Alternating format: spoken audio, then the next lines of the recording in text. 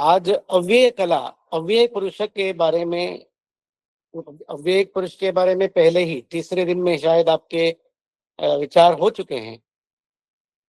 अव्यय पुरुष के जो 5 भक्तियां हैं, 5 भेद है, उस पर आज विचार शुरू करेंगे और आगे जाकर के हम परात्पर तक भी जाएंगे। और अंततोगत्वा जो अद्वैत की जो परिकल्पना है, अद्वैत का जो सिद्धांत है, जो अन्य शांकर ग्रंथों में जो मिलता है, उसी सिद्धांत में ये उपसंहृत होता है यह विचार। और मेरे पास कितना समय है मणिशंकर जी? सर आधे घंटे का वैसे एक वक्ता के लिए निर्धारित है, तो आप 50 मिनट बोलिए, 50 मिनट बोलिए। जी, प्रणाम करता हूँ सर, प्रणाम। प्रणाम सर। अतएव एतस्य अव्यय पुरुषस्य एताः पंचभक्तयः पंचकोशाः उच्यन्ते। इसमें इससे पहले जो प्रकरण हुआ है उसमें विस्तार से इन धर्मों के बारे में बताया गया है। उस अव्यय पुरुष के अलग अलग भेद का चर्चा पहले हो चुकी है। अन्न, प्राण, विज्ञान इत्यादि उनके धर्मों के विचार पहले हो चुके हैं। अतएव इसीलिए उनके इतने धर्म होने के कारण अव्यय पुरुष के 5 भेद, पंचभक्तियां माने, भक्ति माने भेद है, 5 भेद होते हैं। यही 5 भेद पंचकोशाः उच्यन्ते। इन्हीं को पंचकोश कहते हैं। अन्नमय कोश, प्राणमय कोश, मनोमय कोश, विज्ञानमय कोश, आनंदमय कोश इति तैत्तिरीयके प्रपंचितम। तैत्तिरीय उपनिषद में ब्रह्मानंदवल्ली में इस विस्तार से इन कोशों का वर्णन प्राप्त होता। ये तो सामान्यतः विचार का विषय नहीं है, केवल स्टेटमेंट है। वहां जैसे 5 कोश बताए हैं वो पांचों कोश अव्यय के हैं, इतना यहाँ पर बताया है। मगर इसके बाद एक छोटा सा विचार प्रारंभ करते हैं। यद्यपि हिरण्मये परये कोशे विरजम ब्रह्म निष्कलम इत्यादो अनात्मनः अवरब्रह्मणः कोशत्वमाख्याय तत्र आत्मनः परब्रह्मणः निधेय रत्नत्वमाख्यातम्। तदनुसारेण प्रकृतेपि शंकराचार्य प्रभृतयः दार्शनिकाः अन्न प्राण मन प्रभृतीनां पूर्वपूर्वेषाम् अनात्मत्वम् अब्रह्म परत्वं च अपेक्ष्य उत्तरोत्तराणां निधेय रत्नत्वम् अपेक्षन्ते। अन्नमये प्राणमयः, तत्र मनोमयः, तत्र विज्ञानमयः, तत्र आनंदमयः इति। इसको थोड़ा हम समझ लेते हैं। कहना क्या चाहते हैं, अभी तक के जो विचार करता है, दार्शनिक हैं, विचार करने वाले हैं, वो किस प्रकार इन कोशों के व्याख्यान करते हैं। एक श्रुति है, हिरण्मये परे कोशे विरजम ब्रह्म निष्कलम। कोश में, हिरण्मय कोश के अंतर्गत विरज, धर्म रहित, निष्कल ब्रह्म वहां पर प्राप्त होता है। ऐसा एक वाक्य आता है, एक उसमें उपनिषद का वाक्य आता है। माने इसका क्या तात्पर्य है, हिरण्मय परे कोशे, ब्रह्म कोश का मतलब है जो खुद ओझा जी व्याख्यान करते हैं, अनात्मा अवर, जो अनात्मा है, जो परमात्मा से अवर है, वो कोशत्व को प्राप्त कर देता है और उस कोश में परमात्मा रत्न के तरह उपलब्ध होता है। ये प्रायः सभी दार्शनिकों का व्याख्यान पद्धति, ठीक है। हमेशा इसको खुद भी कहते हैं कि अन्नमय में प्राणमय रहता है, प्राणमय में मनोमय रहता है, मनोमय में विज्ञानमय रहता है, विज्ञानमय में आनंदमय रहता है। तो पूर्व जो है वो कोशत्व और उत्तर के अपेक्षा से वो निम्न है, अवर है। और वो उत्तर के अपेक्षा से वो ब्रह्म नहीं है, वो अब्रह्म है। और उत्तरोत्तर को ब्रह्म समझते हुए अंत में आनंदमय को ब्रह्म समझाते हुए वह ब्रह्म विज्ञानमय कोश में है। जैसे कोई रत्न किसी कोश के अंतर्गत अंदर रखा जाता है, उसी प्रकार यह आनंदमय परमात्मा उस विज्ञानमय कोश में रखा है, विज्ञानमय को मनोमय में रखा है, मनोमय को प्राणमय में रखा है, प्राणमय को अन्नमय कोश के अंदर रखा है। तो इतना अनर्घ्य रत्न है, इसलिए इतने सारे कोशों के अंदर अंदर अंदर करके अंत में सबसे अंदर एक विज्ञानमय के कोश के अंतर्गत परमात्मा को रखा है। ऐसा सभी आचार्य दार्शनिक व्याख्यान करते हैं।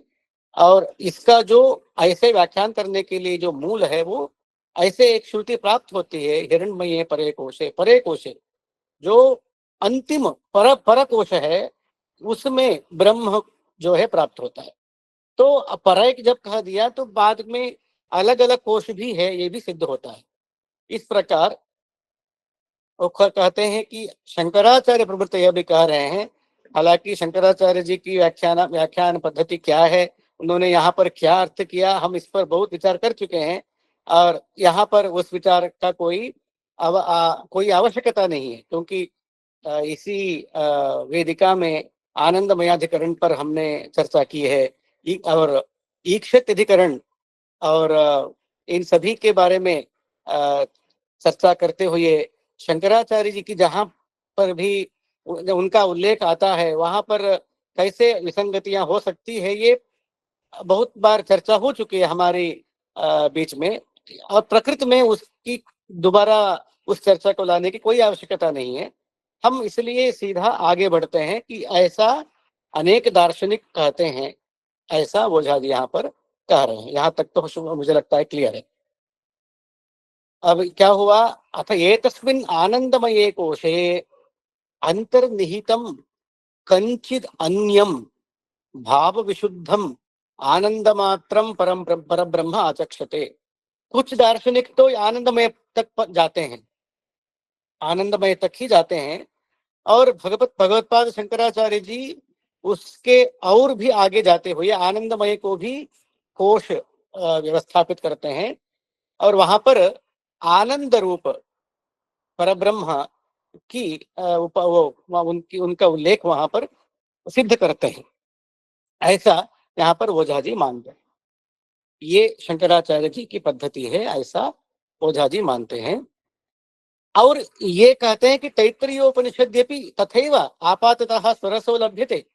तैत्तरीय उपनिषद को एसिटीज हम देखते हैं तो हमें ऐसे ही स्थूल दृष्टि से ये जो निरूपण है ऐसे ही उपलब्ध होता है कि अन्यो अंतरा आत्मा, उससे अंदर और अंतर विद्यमान आत्मा अलग है, ऐसी प्रतीति वहां पर मिल जाता है। तो ये ओझा जी का अभिप्राय है कि ये स्थूल दृष्टि से उपलब्धमान जो है सिद्धांत है, और विचार करने पर सिद्धांत को अलग ढंग से व्यवस्थापित करना चाहिए, ऐसा उनका मानना है। तथापि इदम मतम अश्रद्धेयम, इस मत का यह मत अश्रद्धेय है, श्रद्धा का विषय नहीं है। ठीक है, इसको वो व्यवस्थापित करते हैं। कैसे व्यवस्थापित करते हैं? इन वाक्यों में क्या है कि अन्नमय, प्राणमय, विज्ञानमय, मनोमय, विज्ञानमय, आनंदमय, ये जो है आधार हो गए, और इस आधार में परमात्मा आश्रित है, ऐसा स्थूल दृष्टि में समझ में आता है। ठीक है, और वो कहते हैं कि शंकराचार्य जी भी ऐसे ही मानते हैं, वो हम अलग रखते हैं, उसका विचार हम यहाँ नहीं करते हैं। ठीक है, वो क्या भी है अलग चीज है। मगर सामान्यतः किसी को भी ये तैत्तरीय उपनिषद को स्थूल दृष्टि से जब देखा जाता है तो लगता है कि अन्नमय में क्या है, प्राणमय है, प्राणमय में मनोमय है, मनोमय में विज्ञानमय है, विज्ञानमय में आनंदमय है, और उत्तरोत्तर जो है पूर्व पर आश्रित है। एक आधार आधेय भाव दिखता है, जो अब्रह्म निम्न जो कोश है वह आधार है, आश्रय है, और परमात्मा उस पर आश्रित है। ऐसा एक ऐसी कल्पना यहाँ पर उपलब्ध होती है स्थूल दृष्टि से देखने पर। इसी पर वो ओझा जी यहाँ पर स्पष्ट करना चाहते हैं कि ये अश्रद्धेय है। ऐसा मानना गलत गलत हो जाएगा। क्यों गलत हो जाएगा? इस पर वो भगवत गीता का वचन को उद्धृत करते हैं, मया ततमिदं सर्वम जगद अव्यक्त मूर्तिना मत्स्थानि सर्वभूतानि न चाहम तेषु अवस्थिता।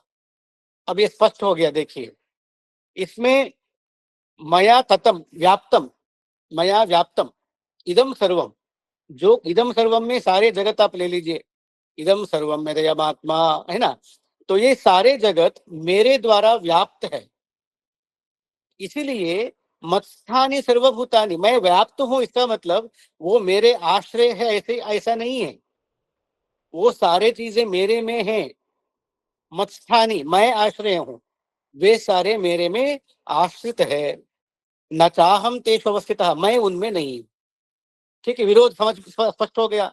तैत्तिरीय के वाक्य को यथाश्रुत स्थूल दृष्टि से व्यवस्था करते हैं, विचार करते हैं, तो लगता है परमात्मा आश्रित है, कोश अब ब्रह्म जो है आश्रय है। और भगवत गीता में क्या स्पष्ट होता है? कोशों में, जगत में, किसी भी आश्रय में ब्रह्म नहीं है, बल्कि ब्रह्म में सब कुछ है। ठीक है, तो ये जो है स्पष्ट हो जाता है भगवत गीता का वाक्य को देखने पर। दृष्टांत भी देखिए, यथाकाश स्थितो नित्यम वायु सर्वत्र गो महान तथा सर्वाणि भूतानि मत्स्थानि त्युपधारय। वायु सर्वगत है, फिर भी वायु में आकाश नहीं है, आकाश में वायु है। आकाश स्थितः वायु नित्यम सर्वत्र गः, हमेशा सर्वव्यापक सर्वगत बोला जाता है, फिर भी सर्वगत वायु भी कहाँ पर रहता है? आकाश में रहता है। उसी प्रकार सर्वाणि भूतानि मत्स्थानि, सारे भूत जो है, सारे भवन्ति इति भूतानि, जो कुछ बीइंग जिसे भी कहते हैं, तो जिसकी भी सत्ता आप कहते हैं, वो सारे वस्तु मेरे में आश्रित हैं। ये भी स्पष्ट हो गया। और एक देखिए, यस्यांतस्थानि भूतानि येन सर्वमिदं ततम कथम स पुरुष स पार्थ, पुरुष सपर पार्थ, वो अलग अलग जगह का यहाँ पर आया है लगता है, भक्त्या लभ्यस्त्वनन्यया। ठीक है, उसी को पहले दो श्लोक में जो बात कही है उसी को दोबारा और दूसरे जगह के श्लोक को ला करके बताते हैं। भूतानि यस्य अंतस्थानि, जिस परमात्मा के अंदर सारे भूत हैं, यस ये न सर्वमिदम ततम, जो इन सभी भूतों में व्याप्त है। ठीक है, तत माने व्याप्त। ठीक है, और वो वह पुरुषः परः, उसी पुरुष को हम परः पुरुषः कहते हैं, और वह पुरुष भक्त्या अनन्या भक्त्या लभ्य, अनन्य भक्ति के द्वारा वह लभ्य होता है। ठीक है, ये चैव सात्विका भावाः राजसास्तामसाश्च ये मत्त ये वेति तान् विद्धि न त्वं तेषु ते मयि। एक और एक स्पष्ट बात है, आप भावों को, भावों माने जो भी सत्पदार्थ है, अस्थि, ऐसी प्रकार के जो भी वस्तु उपलब्ध होता है, उन सबको हम भाव बोलते हैं। ठीक है, और भाव को तीन भागों में बांटा, सात्विक राजस तामस भावों में उन्होंने बांटा है भगवत गीता में। किसी प्रकार का भाव हो, सात्विक हो, राजस हो, तामस हो, वो सारे मत्त ए वेति, मेरे द्वारा उत्पन्न होते हैं। और इतना ही नहीं, न त्वहम तेषु, मैं उनमें नहीं हूं। फिर क्या? तेषु ते मयि, वो सारे मेरे अंदर है। अब आपको ये बात स्पष्ट होती है कि तैत्तिरीय में परमात्मा को कोश के अंदर व्यवस्थापित किया, और भगवत गीता में अलग जगह में वो सारे जो भी भाव हैं उनको परमात्मा में व्यवस्थित किया। इसलिए पूर्व मैंने केवल एक जगह वाक्य को देख करके मात्र विचार नहीं करना चाहिए, बहुत जगह देख करके एक वाक्य का तात्पर्य निर्णय करना चाहिए। ठीक है, इतना वहां पर कहा, इसलिए वहां ये मानना चाहिए ये सारे अव्यय पुरुष के ही भेद हैं, परमात्मा उनमें है, इस प्रकार का व्याख्या नहीं करना चाहिए। ये आगे जाकर के इस प्रकरण के अंत में इस बात को स्पष्ट करते हैं कि इसको कैसे तैत्तिरीय श्रुति का व्याख्यान कैसे करना चाहिए, वो वहां पर स्पष्ट करते हैं। ठीक है। इति एवं अनेकधा भगवद्गीतोपनिषदादौ भूतानाम अवर ब्रह्मणाम, हम भूतों को अवर ब्रह्म समझे, माने पर ब्रह्म नहीं है, परमात्मा नहीं है, इसलिए अवर है, अवर ब्रह्म है। और उनको अव्यय पुरुष निधेयत्व आख्याय, ये सारे अव्यय पुरुष को रखे हैं, तो परमात्मा को नहीं। यदि वो रखे हैं अव्यय पुरुष को ही रखे हैं। यहाँ पर परमात्मा की चर्चा नहीं हो रहा है, शुद्ध जो परात्पर है उसकी चर्चा नहीं है, बल्कि अव्यय पुरुष की चर्चा है। तो अव्यय पुरुष निधेयत्व आख्याय तस्य अव्यय पुरुषस्य, वो जो 5 भेदों में विभक्त अव्यय पुरुष है, उस अव्यय पुरुष को सर्व आलम्बनत्व आख्यातम, सर्व आलम्बनत्व आख्यानात, इसलिए सभी का आलंबन वही सर्व अव्यय पुरुष है। इसलिए पंचानामपि येषां कोशानां सर्व जगत विकार आलंबनत्वेन परब्रह्मत्वावगमात्, ये पांचों को मिलकर के जो कोश है वो अव्यय पुरुष का ही जो है आलंबन है। इसीलिए सर्व जगत विकार आलंबन, सभी प्रकार के जगत रूप विकार के आलंबन है। ऐसे इस प्रकार के वो सारे कोशों को मिलाकर के ही वो परब्रह्मत्वम, क्योंकि परब्रह्मत्व का मतलब विकार आलंबनम, जो भी कारण है वो अपने कार्य, विकार रूपी कार्य का आलंबन है। आलंबन माने आश्रय है। और जो सर्व जगत रूपी विकार है उसका विकार रूपी कार्य का आलंबन अव्यय पुरुष है।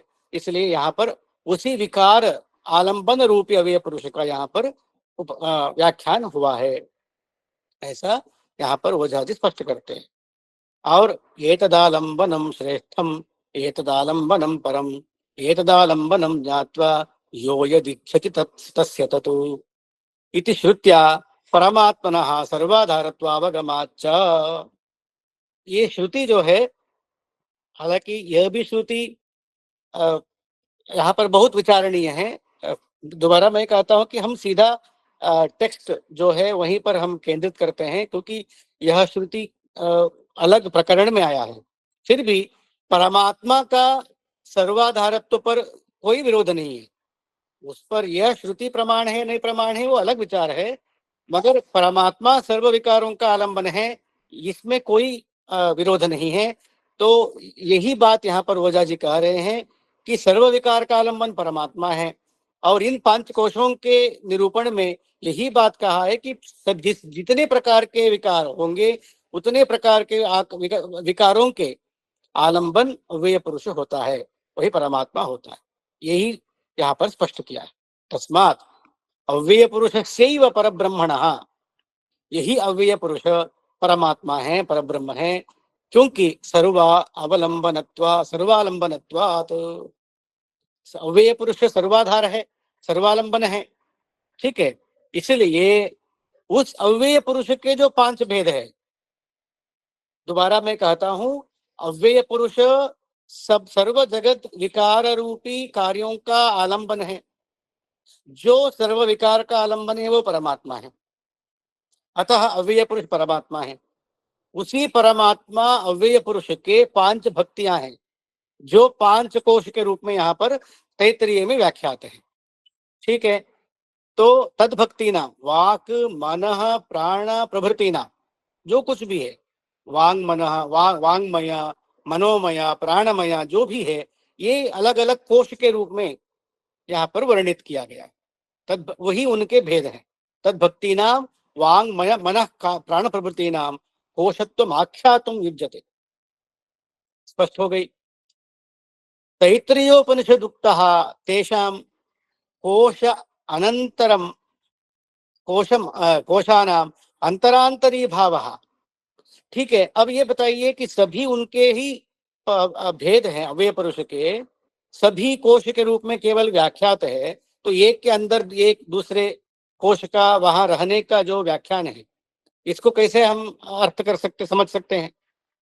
जैसे अन्नमयी भी अव्यय पुरुष का एक विभाग है, भेद है, और वो भी एक कोश है। और प्राणमय भी अव्यय पुरुष का एक भेद है, वो भी एक कोश है। तो सभी कोश के रूप में व्यवहृत है, सभी सभी उसी परमात्मा का अव्यय पुरुष का भेद है। तो एक कोश के अंतर्गत दूसरे कोश का व्याख्यान हम कैसे समझ सकते हैं, यह प्रश्न है। वहां पर कहते हैं ओझा जी कि कोशानाम अंतरांतरी भाव सूक्ष्मत्वाभिप्राय, वो अंतर अंदर है इस अर्थ में यहाँ पर नहीं है। फिर क्या है, ये पहला कोश के अपेक्षा से उसका उत्तर कोश सूक्ष्म है। सूक्ष्मता के अर्थ में यहाँ पर उपवर्णन है, नहीं तो एक के अंतर्गत आश्रय आश्रय भाव में यहाँ पर इसका तात्पर्य है। ठीक है, यहाँ पर इतना स्पष्ट हो गया। और इसके बाद कहते हैं,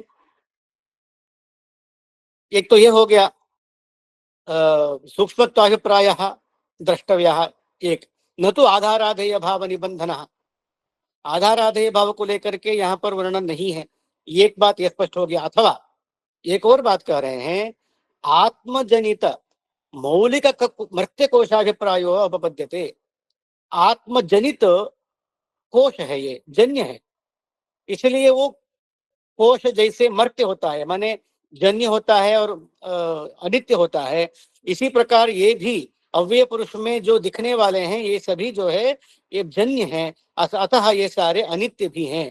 ऐसे कोशों में अनित्यता को बताने के लिए कोशत्व की कल्पना की गई है, ऐसा भी एक अर्थ हो सकता है, ऐसा कह रहे हैं। वहां पर तो आधाराधेय भाव संगत होता है, कोई दिक्कत नहीं है वहां पर।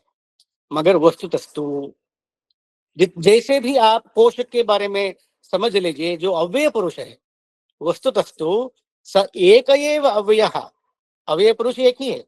आप 5 विभाग करो कोश के रूप में, या जितने भी कर सकते हैं उतना विभाग करें, मगर अव्यय पुरुष एक है। एक एव अव्यय पुरुषः अव्ययः सर्वेषां अक्षर क्षरादीनाम आलम्बनत्वात्, इससे पहले अक्षर पुरुष बोले हैं, क्षर पुरुष का वर्णन हुआ है, उन सभी क्षर और अक्षर पुरुषों के आलंबन है।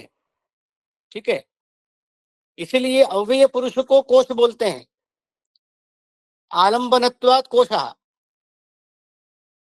समझ में आया ना, अव्यय पुरुष क्षर और अक्षरों के आलंबन है, इसलिए वो कोशभूतः आसीत्।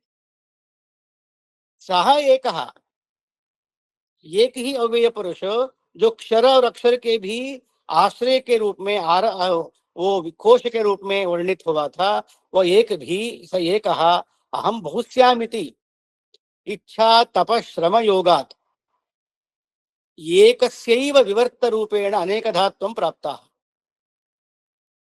सो कामयता बहुश्याम प्रजा येति, तैत्तिरीय में आता है ना।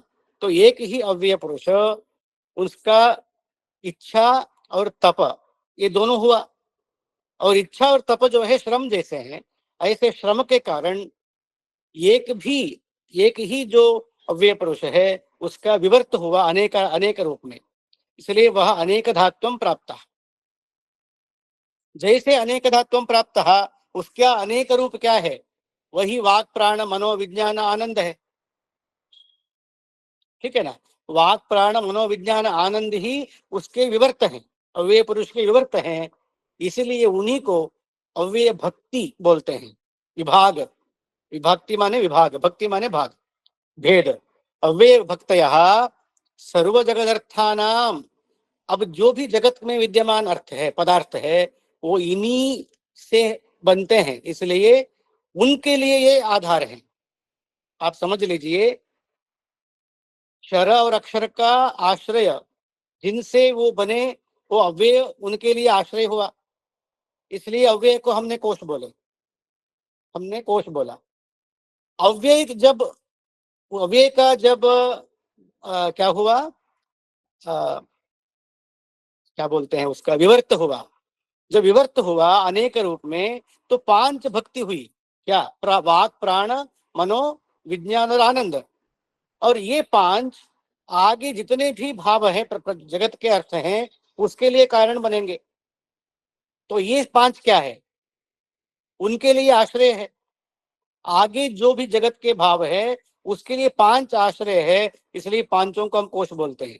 जिस प्रकार हम अव्यय पुरुष को कोश बोले हैं क्षर और अक्षर के आश्रय होने के नाते, उसी प्रकार आगे जो भी जगत के भाव हैं, अर्थ हैं, उनके कारण के रूप में ये जो 5 भक्तियां हैं, वाक प्राण मनो विज्ञान आनंद, इन्हें भी हम कोश कहते हैं। ठीक है ना? तो यही कह रहे हैं, वाक प्राण मनो विज्ञान आनंद लक्षणाः अव्यय भक्तयः सर्व जगदर्थानाम नाम रूप कर्मादीनाम कोशभूताः। जगत में 3 ही है, नाम रूप कर्म, और इन तीनों के लिए आश्रय ये 5 है, वाक प्राण मनो विज्ञान आनंद। इसलिए उनके लिए कोश हो गए हैं। ठीक है ना? इति संति अवगंतव्यम। यहाँ पर ओझा जी क्या स्पष्ट कर रहे हैं, सामान्य रूप के व्याख्या में अन्नमय को कोश की कैसे कहा, प्राणमय को रखा है, प्राणमय को अंदर रखा है, इसलिए कोश हो गया। ठीक है ना? और मनोमय को प्राणमय को क्यों कोश बोला, मनोमय को उसके अंदर रखा है, जो उत्तरोत्तर को अपने अंदर समाहित करता है आश्रय के रूप में, इसलिए कोश बोला। ओझा जी क्या स्पष्ट कर रहे हैं, ऐसा नहीं है। पूर्व पूर्व कारण को अपने में समाहित करने से कोश नहीं बोला जा रहा है, बल्कि अपने कार्य के प्रति उसको कोश बोले जा रहे हैं। जैसे अव्यय पुरुष क्षर और अक्षर के प्रति कोश है, और वही जो उनके जो कार्य हैं, क्या कहते हैं, उनके जो भक्तियां, उनका जो विवर्त है, वाक प्राण विज्ञान, वाक प्राण मन विज्ञान आनंद, वो नाम रूप कर्म के अपने कार्य के प्रति कोश है। तो कार्य के प्रति कोश ओझा जी मान रहे हैं, अपने पूर्व उत्तरोत्तर कारण के प्रति कोश जो है पूर्व दार्शनिकों ने यहाँ पर तैत्तिरीय में माना है। यही एक भेद हमें स्पष्टतया अवगंतव्य है। इतना है। तदित्थम सर्वालंबन भूतोयम।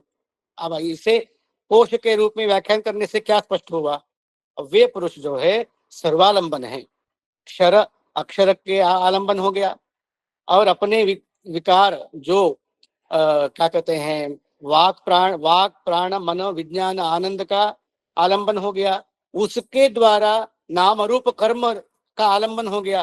तो क्या बचा है, बचा कुछ नहीं है। इसलिए सभी जगत का वह आलंबन हो गया है। इस प्रकार अव्यय पुरुष जो है सर्वालंबन रूप में व्याख्यात हो गया। ठीक है, यहाँ तक तो तान एतान स्त्रीन भी पुरुषान क्षरश्चाक्षर एव च, है ना? क्षर पुरुष, अक्षर पुरुष और अव्यय पुरुष, वही अव्यय पुरुष को हम पुरुषोत्तम बोलने वाले हैं। और ये भगवत गीता में स्पष्ट उल्लेखित है। कहते हैं तान एतान स्त्रीन भी पुरुषान भगवान उपस्तौति, द्वाविमो पुरुषो लोके क्षरश्चाक्षर एव च, क्षरः सर्वाणि भूतानि कूटस्थोक्षर उच्यते, उत्तम पुरुषस्त्वन्यः परमात्मेति उदाहृतः। हो गया ना? अब क्षर भी हो गया, अक्षर भी हो गया। अब जो दोनों के विचार पहले हो चुके हैं, अब यो जो परमात्मा है, इसे क्षर और अक्षर से अतिरिक्त उत्तम पुरुष बोला गया है, वही पुरुषोत्तम बोला गया है। ठीक है ना? उत्तम पुरुषस्त्वन्यः परमात्मेति उदाहृतः। यह लोकत्रयम् आविश्य बिभर्ति, वो सभी लोकों में आविश्य माने व्याप्त होकर के, पहले जो अभी थोड़े से पहले हमने जो चर्चा किया है, अव्यय पुरुष सभी में व्याप्त होता है, सबको धारण करता है। वही बात यहाँ पर स्पष्ट होता है, ये लोकत्रयम् आविश्य बिभर्ति, धारण करने वाला है, वो उनमें नहीं है, उसमें सारे चीजें हैं। बिभर्ति भरणम करोति इति अव्ययः, उसे उस ईश्वर को अव्यय कहते हैं। इसका मतलब क्या हुआ, जो आपका अव्यय पुरुष है वही यहाँ पर पुरुषोत्तम उत्तम पुरुष बोला गया है। हो गया स्पष्ट ना? यस्माक्षरमतीतो हम अक्षरादपि चोत्तमः। मैं क्षर से भी अतीत हूँ, अक्षर से भी अतीत हूँ, अतः अतोस्मि लोके वेदे च प्रथितः पुरुषोत्तमः। इसलिए मुझे इस लोक में पुरुषोत्तम, वेद में भी पुरुषोत्तम कहा जाता है। ठीक है ना। तो इस प्रकार पुरुष, यहाँ जो अव्यय पुरुष का जो वर्णन प्राप्त हुआ उसे पुरुषोत्तम बोला गया। और उसके बाद कहते हैं अव्यक्तम व्यक्तिमापन्नम मन्यन्ते माम बुद्धयः परम भावमजानन्तो मम व्ययमनुत्तमम्। पहले में अव्यक्त था, उसके बाद व्यक्तिमापन्नम, व्यक्ति माने अभिव्यक्ति, अव्यक्त पहले था, उसके बाद अभिव्यक्ति हो गया। ऐसे अविवेकी लोग मुझे समझते हैं, पहले मैं अव्यक्त था, बाद में मैं जो है व्यक्त हो गया। नहीं, परम भाव मजानंतः, मेरा परम तात्पर्य को नहीं जानने वाले इस प्रकार बोलते हैं। बल्कि मुझे जो जानने का जो प्रकार है वो यही है, क्षर और अक्षर के रूप में दोनों को समझ करके, व्यक्ति को समझ करके, उस व्यक्ति का, उन दोनों, व्यक्ति माने अभिव्यक्ति, अभिव्यक्ति के पर में मुझे समझना चाहिए, उत्तम उत्तम के रूप में, पर के रूप में मुझे समझना चाहिए। समझने की प्रक्रिया यही है। इसके बाद कहते हैं नाहम प्रकाश सर्वस्य योग माया समावृतः मूढ़ोयम नाभिजानाति लोके मामजम अव्ययम। अव्यय पुरुष मैं हूँ, अज हूँ, ठीक है ना, मेरा कोई अभिव्यक्ति नहीं है। सर्वस्य प्रकाशः नाहम योग माया समावृत, सब किसी के प्रकाश में, किसी के साक्षात्कार के विषय के रूप में मैं उपस्थित नहीं हो सकता हूँ, क्योंकि योग माया समावृत, योग माया से मैं आवृत हूँ। मूढ़ोयम नाभि, इसलिए मूढ़ जो अज्ञानी लोग है, नाभि जानाति, मेरा पहचान उनके लिए, उनको नहीं होता है। वस्तुतः मैं कैसे हूँ मुझे वो जानते हैं। अव्यक्तम व्यक्तिमापन्नम, मैं अव्यक्त था, मेरा व्यक्ति भाव हो गया, मगर मेरा कहीं भी व्यक्ति भाव भी नहीं हुआ है। मैं अज हूँ, मैं अव्यय हूँ, मेरा व्यक्ति भाव भी नहीं हुआ है। तो फिर त्रिभिर्गुणमयैर भावैहि ये भी सर्वविदम जगत मोहितम नाभिजानाति मामेभ्यः परम अव्ययम। जितने भी ये जगत है वो मेरे तीन गुणों के द्वारा मोहित हुआ है, ठीक है ना। योग माया समावृतः जो बोला है वह योग माया त्रिगुणा है, त्रिगुणमयी है, गुणमयी है। उस गुणमयी योग माया के द्वारा पूरा जगत व्याप्त हो चुका है, मोहित हो चुका है। इसलिए लोक मुझे समझ नहीं पाता है। मैं वस्तुतः इनसे, येभ्यः परम, येभ्यः का मतलब क्या हुआ, क्षर अक्षर दोनों प्रकार के प्रकृति से मैं पर हूँ, अव्यय हूँ। बार बार यहाँ पर परमात्मा को अव्यय पुरुष कहा जा रहा है।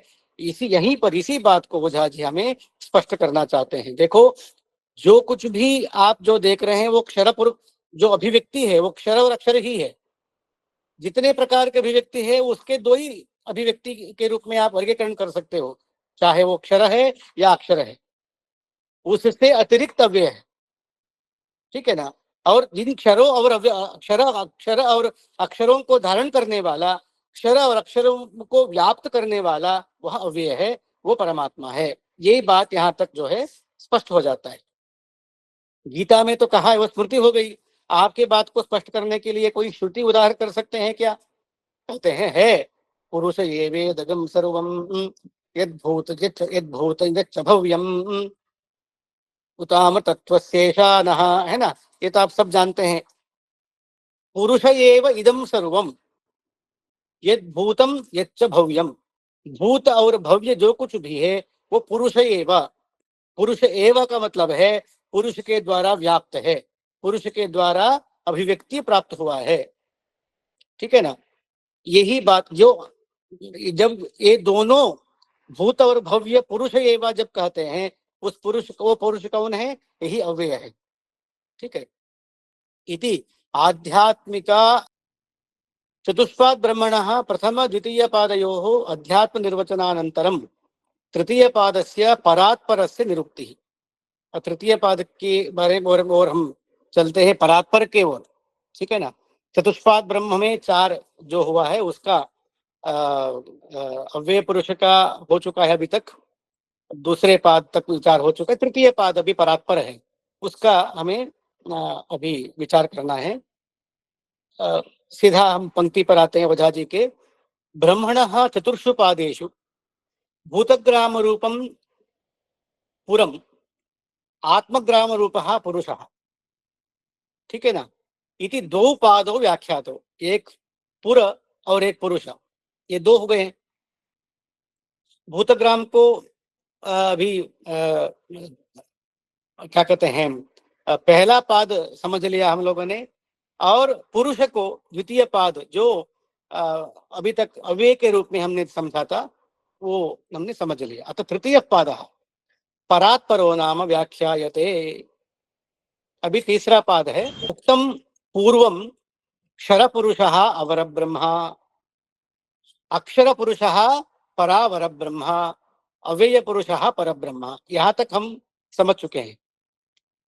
क्षर और अक्षर दोनों जो है वो अवर के अंतर्गत ही समाहित है। हम जिसे उसे जो है भूतग्राम के अंतर्गत हम डाल सकते हैं, पहला पाद के अंतर्गत हम डाल सकते हैं। और जो पुरुष है वो परब्रह्म है, वो अव्यय के रूप में हमने समझ लिया उसको। ये सारी बातें हो चुकी हैं। अतः ये तस्मात् परतः अव्ययात परम, ठीक है ना, भूतग्राम से पर अव्यय हो गया, अव्यय से भी परम किंचित अन्यत ब्रह्म भवति वा भवति, परम किंचित अन्यत अब्रह्म भवति। देखो, अव्यय को परब्रह्म बोला, इसके अतिरिक्त जो भी होगा वो क्या होगा, ब्रह्म होगा क्या? नहीं होगा ना। आप ब्रह्म को एक एक पद के रूप में डाल दिया है, अव्यय है, परब्रह्म है। अब इसके बाद जो भी इसके भिन्न जो हम कहूंगा वो क्या होगा, ब्रह्म तो नहीं होगा, वो तो अब्रह्म होगा। इति शंका भवति, ऐसे जो आशंका हो सकती है, कृत्वा तद ब्रह्म परात्परमिति उच्यते। अरे वो भी परात्पर भी ब्रह्म ही है, ऐसा समझाने के लिए अग्रिम अभी प्रकरण हम समझते हैं। तो पर क्यों बोला? परत्वम अभिव्यापकत्वम, परत्वम भिन्न के अर्थ में नहीं है। अव्यय पुरुष परब्रह्म है, परात्पर तद पर है, इसका मतलब तद भिन्न है, ऐसा अर्थ में नहीं है। फिर क्या? तद व्यापक, उस अव्यय पुरुष में भी व्यापक जो है वो परात्पर है, ठीक है ना। तो अभिव्यापकत्वात् परत्वम सर्वान स्विकार संघान क्षर पुरुषः अभिव्यापनोति। अब क्या है, एक एक को अभिव्यापक कैसे करते हैं देखो। जितने भी विकार है उन विकारों को क्षर पुरुष उसमें व्यापक है, व्यापनोति हो गया। और क्षर पुरुष को अक्षर पुरुष व्यापक है, क्षर पुरुष के प्रति क्षर पुरुषान अक्षर पुरुषः, अक्षर पुरुषांश्च पुरुषोत्तमः, ठीक है ना। अक्षर पुरुष के प्रति व्यापक कौन है? अव्यय है, जो पुरुषोत्तम कहा गया है। अक्षर पुरुषांश्च पुरुषेषु उत्तमः अव्यय अव्यय पुरुषः अभिव्याप्नोति इति। अव्यय पुरुषः एव परपुरुषः इत्युच्यते। अभी अव्यय से अतिरिक्त नहीं है ये, अव्यय पुरुष को ही अपना अभिव्यापकत्व लक्षण को केंद्रित करते हुए हम परात्पर कहते हैं। अव्यय पुरुष के अतिरिक्त परात्पर नहीं है। तीसरा पाद है, इसका मतलब कोई तीसरा जो है वो विकल्प है, ऐसा नहीं है। अव्यय पुरुष को इससे पहले भगवत गीता में हमने दो चीजें देखी। एक, मया ततमिदम सर्वम बोले ना, सबको मैं व्याप्त करता हूं। और दूसरा क्या बोला? बिभर्ति अव्यय, मैं धारण करता हूं। धारण करने के अर्थ में अव्यय पुरुष हो गया, धारणार्थक में। अब दूसरा जो उसका धर्म है क्या है? व्यापकत्व। व्यापकत्व के अर्थ में उसी अव्यय पुरुष को परात्पर का बोला जा रहा है। कोई तीसरा पाद का मतलब तीसरा तत्व नहीं है। देखिए, क्षर और अक्षर के रूप में भूतग्राम अलग तत्व है, उसमें व्याप्त हुआ, उसमें उसको सभी को धारण करने वाला अव्यय पुरुष तत्वांतर है, दूसरा पाद। वही से तीसरा पाद परात्पर तत्वांतर नहीं है, वही अव्यय पुरुष। अपेक्षा बुद्धि से माने केवल धारण प्रधान होते हुए उसे अव्यय पुरुष कहा गया है। उसी को व्याप्ति प्रधान के अर्थ में यहाँ पर परात्पर बोला जा रहा है। ये चीज स्पष्ट होना चाहिए बुद्धि में। दोबारा मैं कहता हूं, देखिए, क्या है? सर्वान स्विकार संघान क्षरपुरुषः अभिव्याप्नोति, क्षरपुरुषान् अक्षरपुरुषः, अक्षरपुरुषाश्च अव्ययपुरुषः अभिव्याप्नोति इति स परपुरुषः उच्यते। स्पष्ट हो गया ना। यस्तु तमपि पुरुषम अभिव्याप्नोति, अभिव्याप उस अव्यय पुरुष को भी व्याप्त जो कर रहा है, सह परात्परो नाम, उस व्यापक रूप में उसमें भी जो व्याप्त हो रहा है उसे परात्पर बोल रहे हैं। अब इसमें विभाग करते देखो क्या विभाग है। पुरुषोत्तमो ही अक्षर पुरुषापेक्षया व्यापक, ठीक है ना। अब हमें परात्पर को थोड़ा अलग करने के लिए क्या क्या करना चाहिए, अव्यय पुरुष से थोड़ा अलग करना पड़ेगा।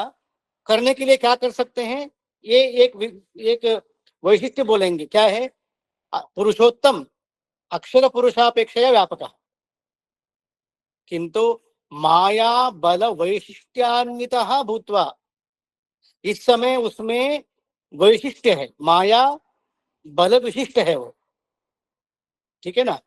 दिक देश काल संख्या भी परिच्छेदक धर्मैरवच्छिद्यते, वही परिच्छिन्न हुआ है यहाँ पर, क्योंकि बल विशिष्ट है।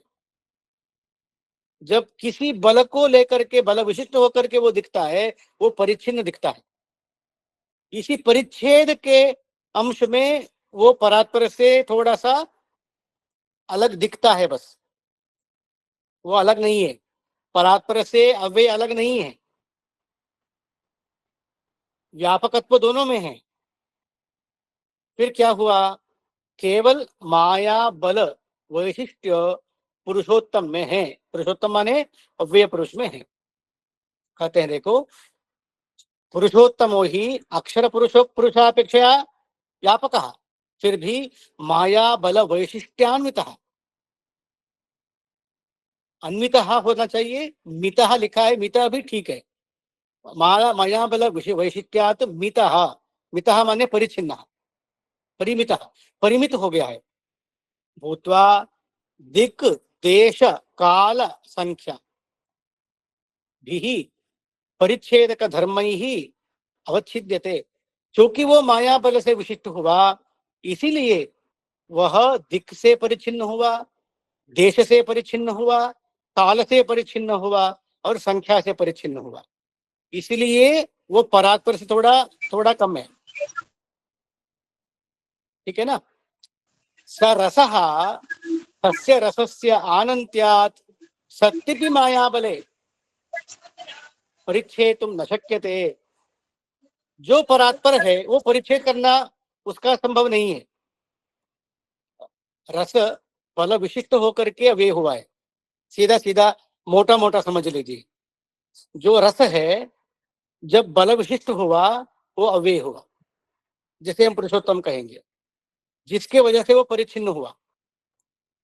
जो जब माया बल से वैशिष्ट्य नहीं है उसका, तो वो रस परिच्छिन्न नहीं हो सकता है, किसी भी तरीके से उसका परिच्छेद नहीं संभव है। ये कहते हैं सह रसः तस्य रसस्य अनंत्यात्, वो रस अनंत है, सत्य भी माया बल, माया बल होने के बाद भी परिच्छेद तो न शक्य थे, उसका परिच्छेद संभव नहीं है। मगर वैशिष्ट्य को लेकर के ही परिच्छेद हम कहते हैं, उसी समय में वो अव्यय पुरुष कहते हैं। उसका चित्रपट दृष्टांत में हम समझ सकते हैं। देखिए चित्रपट दृष्टांत क्या है, मेरा समय हो गया लगता है, यहीं पर विराम करूं विमल जी। जी जी सर। क्योंकि अग्रिम वक्ता को भी समय देना है। मैं अभी एक उपसंहार करता हूं, क्या है, क्या अभी तक जो हुआ है, 2 मिनट में मैं उपसंहार करता हूं। देखिए तैत्तिरीय उपनिषद में कोश की कल्पना है, अन्नमय प्राणमय मनोमय विज्ञानमय आनंदमय। और बाकी दार्शनिक इसका व्याख्यान कैसे करते हैं कि अन्नमय प्राण, अन्नमय के अंतर्गत प्राणमय है, प्राणमय के अंतर्गत मनोमय, इस प्रकार अंततो गत्वा परमात्मा इस कोश के अंतर्गत है। ओझा जी कहते हैं कि इस प्रकार की व्याख्या सही नहीं है, क्योंकि यह अव्यय पुरुष का निरूपण यहाँ पर हो रहा है। अव्यय पुरुष सर्वत्र व्याप्त है, व्यापकत्व को लेकर के यहाँ पर विवरण निरूपण करना चाहिए। और वहां पर वो कहते हैं कि व्यापकत्व के रूप में, वो धारण के रूप में, दो अर्थ यहां पर लेना है। धारण के रूप में जैसे कारण स्व कार्य का धारण करता है, इसलिए वो धारण के अर्थ में कोश बोलते हैं। इसी प्रकार यहाँ पर अव्यय पुरुष सभी विकारों के प्रति अपने जो भक्ति है, 5 प्रकार के भक्ति है, वाक प्राण मन विज्ञान और आनंद, इन 5 भक्तियों के द्वारा नाम रूप कर्मात्मक जगत के प्रति वो आश्रय है, इसलिए उसको भी हम कोश कहते हैं। और यह सर्वत्र व्याप्त है। इसलिए यद्यपि अक्षर पुरुष में व्याप्त है, अक्षर पुरुष को के प्रति ये अव्यय पुरुष व्यापक है, फिर भी इसका भी व्यापक एक और पुरुष है जिसे हम परात्पर कहते हैं। किस प्रकार का व्यापक व्याप्य भाव कहना है? एक ही वस्तु है, परात्पर और अव्यय पुरुष दोनों एक ही है, फिर भी जब हम अव्यय कहते हैं वो रस और बल से वैशिष्टि को प्राप्त किया हुआ है उसने, तो उस समय वो दिक् देश काल और संख्या से वो परिच्छिन्न होता है, और जो केवल रस है वह परिच्छेद के लिए वो असंभव है। और इसको चित्रपट दृष्टांत के द्वारा ओझा जी ने स्पष्ट रूप में समझाया हुआ है।